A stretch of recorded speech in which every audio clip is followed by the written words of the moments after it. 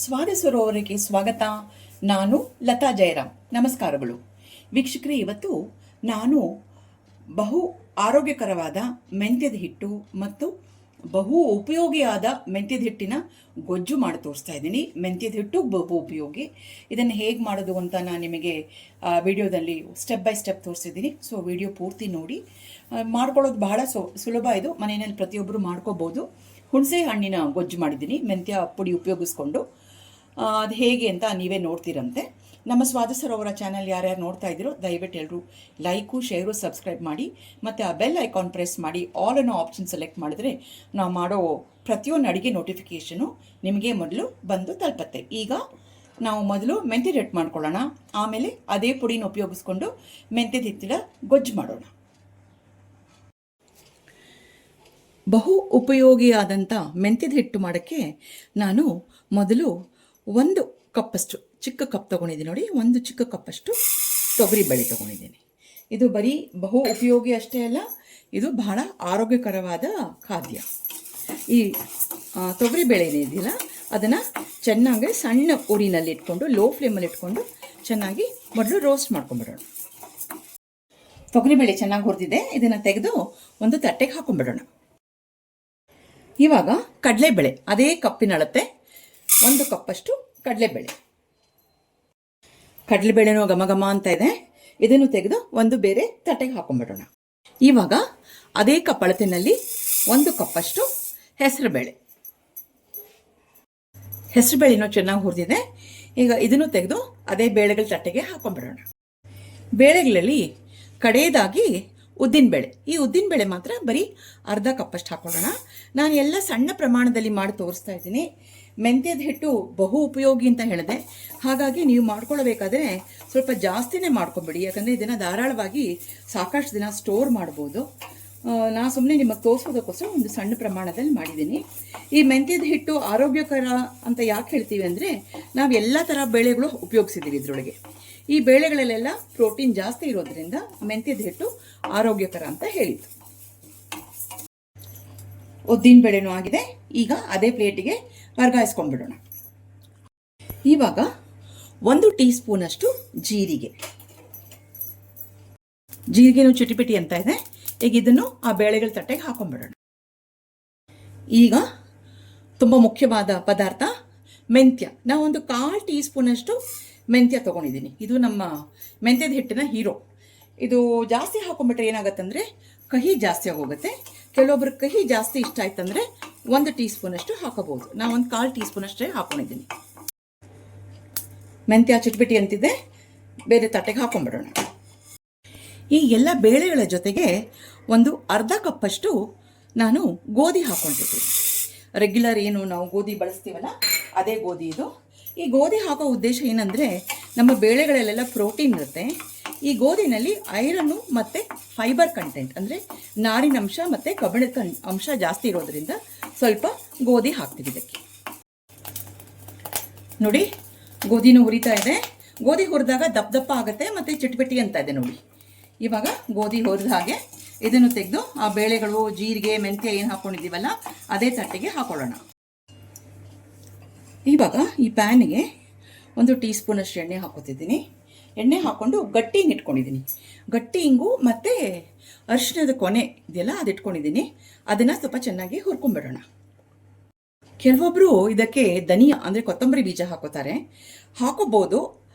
ಆದರೆ ಏನಂದರೆ ಧನಿಯಾ, ಕೊತ್ತಂಬರಿ ಬೀಜದ್ದು ಪರಿಮಳ ಅಥವಾ ಘಮ ಅಥವಾ ಅರೋಮಾ ಅಂತಾರಲ್ಲ, ಅದೇ ತುಂಬ ಸ್ಟ್ರಾಂಗ್ ಇರೋದ್ರಿಂದ ಮೆಂತ್ಯದ ಹಿಟ್ಟಿಗಿಂತ ಅದರ ಅರೋಮಾ ಜಾಸ್ತಿ ಬಂದ್ಬಿಡುತ್ತೆ. ಹಾಗಾಗಿ ನಾನು ಅದನ್ನು ಬಳಸಿಲ್ಲ. ನಿಮ್ಗೆ ಇಷ್ಟ ಆಯ್ತಂದರೆ ನೀವು ಕೊತ್ತಂಬರಿ ಬೀಜನೂ ಹಾಕೋಬೋದು. ಇವಾಗ ಎಣ್ಣೆ ಕಾದಿದೆ. ಇದಕ್ಕೆ ಒಂದು ಚಿಕ್ಕ ಪೀಸಷ್ಟು ಅರಿಶಿಣದ ಕೊನೆ ಅದು ಹಾಕೋತಾ ಇದ್ದೀನಿ. ಜೊತೆಗೆ ಗಟ್ಟಿ ಇಂಗು, ಮುಂದೆ 2 ಬ್ಯಾಡಗಿ ಮೆಣಸಿನ್ಕಾಯಿ ಇಟ್ಕೊಂಡಿದ್ದೀನಿ, ಪೀಸ್ ಮಾಡಿ ಇಟ್ಕೊಂಡಿದ್ದೀನಿ. ಅದನ್ನು ಇದ್ರ ಜೊತೆಗೆ ಹಾಕಿ ಹುರ್ಕೊಂಡ್ಬಿಡೋಣ. ಗ್ಯಾಸ್ ಆಫ್ ಮಾಡಿಬಿಡೋಣ. ಈ ಹೀಟ್ ಹಾಕಿದ್ದಕ್ಕೆ ಮೆಣಸಿನ್ಕಾಯಿ ಬೇಗ ಹುರಿದು ಬಿಡುತ್ತೆ. ಇದನ್ನು ಎಲ್ಲ ಆ ಬೇಳೆಗಳ ತಟ್ಟೆಗೆ ಹಾಕೊಳ್ಳೋಣ. ಈಗ ಹುರಿದಿದ್ದನ್ನೆಲ್ಲ ಈ ತಟ್ಟೆಗೆ ಹಾಕ್ಕೊಂಡಿದ್ದೀನಿ. ಇದನ್ನು ಸ್ವಲ್ಪ ತಣ್ಣಗಾಗೋಗ್ಬಿಡೋಣ. ತಣ್ಣಗಾದ್ಮೇಲೆ ಮಿಕ್ಸರಲ್ಲಿ ಸ್ವಲ್ಪ ನೈಸಾಗಿ ಪುಡಿ ಮಾಡ್ಕೊಂಡು ಬರೋಣ. ನಾನು ನಿಮಗೆ ಈ ಮೆಂತ್ಯದ ಹಿಟ್ಟು ಬಹು ಉಪಯೋಗಿ ಅಂತ ಹೇಳಿದ್ದೆ ಅಲ್ವಾ.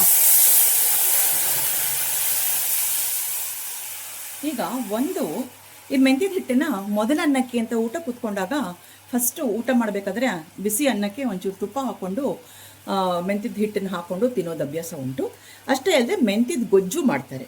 ಆ ಗೊಜ್ಜು ಮಾಡೋಕ್ಕೆ ನಾನೊಂದು ಸಣ್ಣ ಆರೆಂಜ್ ಅಂದರೆ ಕಿತ್ತಳೆ ಹಣ್ಣಿನ ಸೈಜ್ ಹುಣಸೆ ಹಣ್ಣು ತೊಗೊಂಡಿದ್ದೆ. ಅದನ್ನು ಕ್ಲೀನಾಗಿ ತೊಳೆದು ಸ್ವಲ್ಪ ನೆನೆಸಿಟ್ಟು ರಸ ತೆಗೆದು ಈಗ ಈ ಬಾಣಲೆಯಲ್ಲಿ ಹಾಕೋತಾ ಇದ್ದೀನಿ. ಸ್ವಲ್ಪ ಇದು ಚೆನ್ನಾಗಿ ಕುದಿಬೇಕು. ಇದು ಕುದ್ಮೇಲೆ ಇದಕ್ಕೊಂಚೂರು ಬೆಲ್ಲ ಉಪ್ಪು ಹಾಕಿಬಿಟ್ಟು ಮೆಂತ್ಯದ ಹಿಟ್ಟು ಹಾಕಿ ಮೆಂತ್ಯದ ಗೊಜ್ಜು ಹೇಗೆ ಮಾಡೋದು ಅಂತ ತೋರಿಸ್ತೀನಿ. ಇದೆಲ್ಲ ನಾವು ಆ ಬೇಳೆ ಎಲ್ಲ ಪೂರ್ತಿ ತಣ್ಣಗಾಗಿ ಪುಡಿ ಮಾಡ್ಕೊಳ್ಳೋದ್ರೊಳಗೆ ಇದನ್ನು ನಾವು ರೆಡಿ ಮಾಡ್ಕೊಂಡ್ಬಿಡೋಣ. ಪೂರ್ತಿ ತಣ್ಣಗಾಗಿದೆ, ಮಿಕ್ಸರ್ ಜಾರ್ಗೆ ಹಾಕ್ಕೊಂಡಿದ್ದೀನಿ. ಇವಾಗ ನೈಸಾಗಿ ಪುಡಿ ಮಾಡ್ಕೊಂಡು ಬರೋಣ. ವೀಕ್ಷಕರೇ, ಜಾರಲ್ಲಿ ನೈಸಾಗಿ ಪುಡಿಯಾಗಿದೆ, ಬಿಸಿ ಇದೆ. ಯಾಕಂದರೆ ಮಿಕ್ಸಲ್ಲಿ ಮಾಡಿರೋದ್ರಿಂದ ಸ್ವಲ್ಪ ಬಿಸಿ ಇರುತ್ತೆ. ಇದನ್ನು ಒಂದು ಬೌಲಿಗೆ ಹಾಕೊಂಡ್ಬಿಡೋಣ. ಬೌಲಿಗೆ ಹಾಕ್ಕೊಂಡು ಪೂರ್ತಿ ತಣ್ಣಗಾಗಲಿ. ತಣ್ಣಗಾದ್ಮೇಲೆ ಒಂದು ಗ್ಲಾಸ್ ಬಾಟ್ಲೊಳಗೆ ಅಥವಾ ಏರ್ ಟೈಟ್ ಡಬ್ಬದಲ್ಲಿ ಸ್ಟೋರ್ ಮಾಡಿ ಇಟ್ಕೊಳ್ಳೋಣ. ಇದಕ್ಕೆ ನಾನು ಉಪ್ಪು ಹಾಕಿಲ್ಲ. ನೀವು ನಿಮ್ಮ ರುಚಿ ಅನುಸಾರವಾಗಿ ಉಪ್ಪು ಹಾಕ್ಕೊಳ್ಳಿ. ಇಲ್ಲ ಉಪ್ಪು ಒಂದು ಸ್ವಲ್ಪ ಹಾಕಬೇಕಂದ್ರೆ ಲೈಟಾಗಿ ಉಪ್ಪು ಹಾಕ್ಕೊಂಡ್ರೆ ದಟ್ ಈಸ್ ಓಕೆ.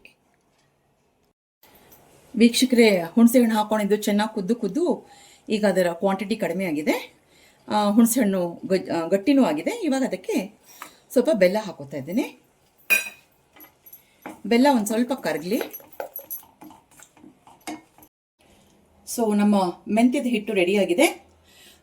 ಹೇಳಿದ ಹಾಗೆ ಆರೋಗ್ಯಕರವಾದ ಮೆಂತ್ಯದ ಹಿಟ್ಟು ಮತ್ತು ಬಹು ಉಪಯೋಗಿ. ಈಗ ಬಹು ಉಪಯೋಗಿ ಅಂತ ಹೇಳಿದ್ದೀನಲ್ಲ, ಹಾಗಾಗಿ ನಾನು ಈ ಮೆಂತ್ಯದ ಹಿಟ್ಟನ್ನೇ ಉಪಯೋಗಿಸ್ಕೊಂಡು ಒಂದು ಗೊಜ್ಜು, ಹುಣಸೆ ಹಣ್ಣು ಹಾಕಿ ಗೊಜ್ಜು ಮಾಡೋದು ಹೇಗೆ ಅಂತಲೇ ತೋರಿಸ್ತೀನಿ. ಬೆಲ್ಲ ಆಲ್ಮೋಸ್ಟ್ ಆಲ್ ಕರಗಿದೆ. ಇವಾಗ ಒಂದು ಚಿಟಕಿ ಉಪ್ಪು ಹಾಕೋತಾ ಇದ್ದೀನಿ. ಕಡಿಮೆ ಆಯ್ತಂದರೆ ಮತ್ತೆ ಹಾಕ್ಕೊಳ್ಳೋಣ.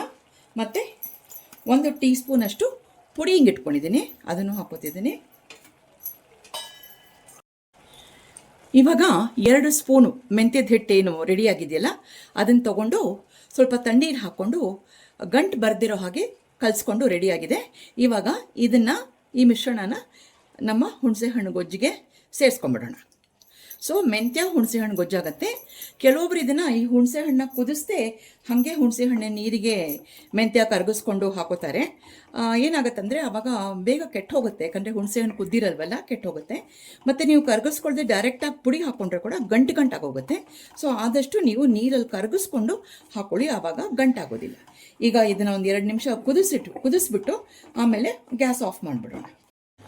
ಒಂದು ಸಿಂಪಲ್ ಆಗಿ ಒಂದು ಒಗ್ಗರಣೆ ಮಾಡ್ಕೊಂಡಿದ್ದೀನಿ. ಅರ್ಧ ಸ್ಪೂನ್ ಎಣ್ಣೆ, ಅರ್ಧ ಸ್ಪೂನ್ ಜೀರಿಗೆ, ಅರ್ಧ ಸ್ಪೂನು ಸಾಸಿವೆ ಹಾಕ್ಕೊಂಡು ಇದಕ್ಕೆ ಸೇರಿಸ್ಬಿಟ್ರೆ ಮತ್ತು ಗ್ಯಾಸ್ ಆಫ್ ಮಾಡಿಬಿಡೋಣ. ಸೊ ನಮ್ಮ ಮೆಂತ್ಯ ಹುಣಸೆಹಣ್ಣು ಗೊಜ್ಜು ರೆಡಿ ಆಯಿತು.